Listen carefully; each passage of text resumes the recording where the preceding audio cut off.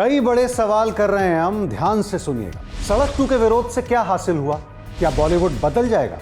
और सड़क 2 फिल्म का क्या हाल होगा जब 28 अगस्त यानी फ्राइडे को यह फिल्म रिलीज होगी?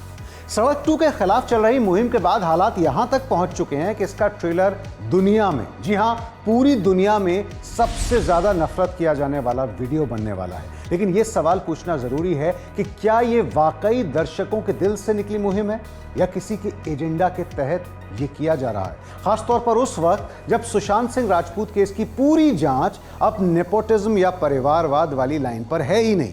सवाल यह भी कि क्या बार बार ऐसी ऑनलाइन मुहिम चलाकर किसी भी करोड़ों की फिल्म को खत्म किया जा सकता है?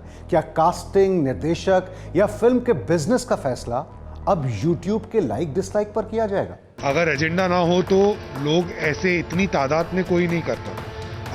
एक पॉइंट पर उस पिक्चर के ट्रेलर के व्यूज कम थे और डिसलाइक ज़्यादा थे एट द वेरी स्टार्ट।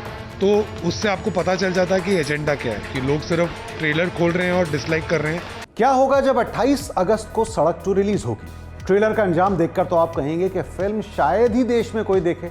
लेकिन आपको बता दूं कि करण जौहर और जानवी कपूर की फिल्म गुंजन सक्सेना के खिलाफ भी जमकर ऑनलाइन विरोध चला, नेगेटिव प्रोपेगेंडा हुआ। लेकिन न सिर्फ भारत में बल्कि कम से कम 15 देशों में इस फिल्म को लाखों लोगों ने देखा और पसंद किया। नेटफ्लिक्स की टॉप 10 फिल्मों में रही अभी भी है ये फिल्म, क्योंकि फिल्म की कहानी या ट्रीटमेंट या उसके इमोशंस या परफॉर्मेंस लोगों को पसंद आए। As simple as that. फिर विरोध करने वाले लोग कौन थे? इस समय क्योंकि जो कोविड सिचुएशन है, अब सब लोग घर में थे या ज़्यादातर लोग घर में थे, स्पेशली जब ये सब हुआ, ये अनफॉर्चुनेट इंसिडेंट था। शायद ये सुनने में सेंसिटिव इतना ना लगे, लेकिन ये फैक्ट है कि जब इंसान के पास इतना टाइम है, उसके अलावा जो और क्योंकि आप काम नहीं कर पा रहे, पढ़ाई नहीं कर पा रहे, इतनी फ्रस्ट्रेशन है, आप कहाँ निकालेंगे? जब आपका एक पसंदीदा एक्टर है उसके साथ ऐसा होता है तो कहीं ना कहीं वो फ्रस्ट्रेशन निकलनी ही थी। गुंजन सक्सेना हो या सड़क 2 के ट्रेलर पर करोड़ों डिसलाइक्स, पहली नजर में तो ये फिल्मी परिवारवाद या नेपोटिज्म के खिलाफ जनादेश जैसा लग रहा है। लेकिन सोचिए, इससे क्या हासिल होगा? क्या वाकई बदलाव आएगा बॉलीवुड में?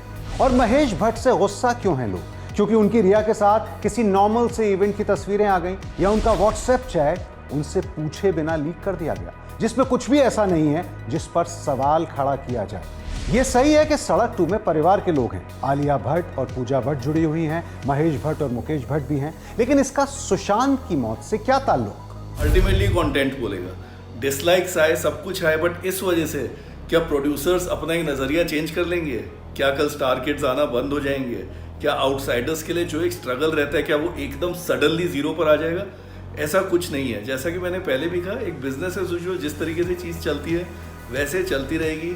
आगे भी ऐसे फिल्में आएंगी, शायद डिसलाइक्स आएंगे, शायद लाइक्स आएंगे, बट ये सारी चीज़ें एक सोशल मीडिया कैंपेन है।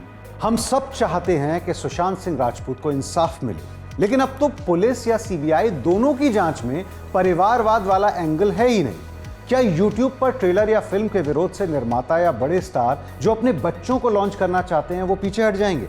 क्या आपको वाकई ऐसा लगता है?